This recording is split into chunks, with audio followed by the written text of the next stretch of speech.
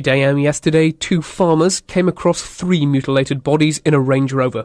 The car was parked in a lover's lane several miles from the Essex town of Chelmsford.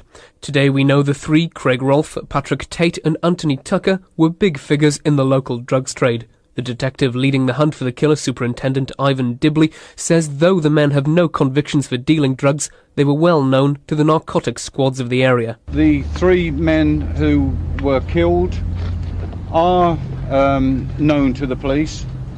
They have a various background involving criminality, which does include drugs and armed robbery. It still doesn't help me at the moment as to why they were selected for this killing in this lay-by, but of course we are doing some research in regard to their associates. Police now have to work on a motive for who may have wanted to carry out the brutal gangland execution. Press speculation claimed it could have been the 3 were hiring a hitman themselves and it went wrong for them. I really don't know whether that is the answer. I do know that is a potential. What I can tell you in respect of the shooting itself is that there appears to have been 6, maybe 7 shots fired, and that each of the people who were shot have been shot twice, and maybe one of them was shot more than twice. And while the killing of 3 men at close range in a confined space may appear to be very difficult work, Mr. Dibley wouldn't say if it was a professional killer who carried out the shootings.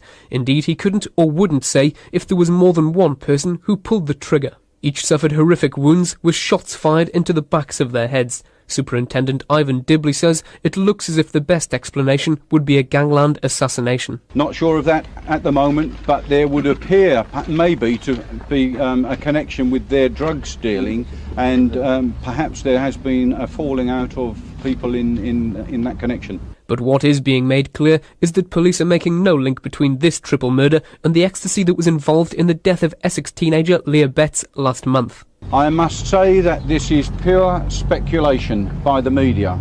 There is nothing factual to link these 3 men with the tragedy of Leah Betts, and I am afraid that if that is allowed to continue, it may well divert attention from my focused inquiry on this murder.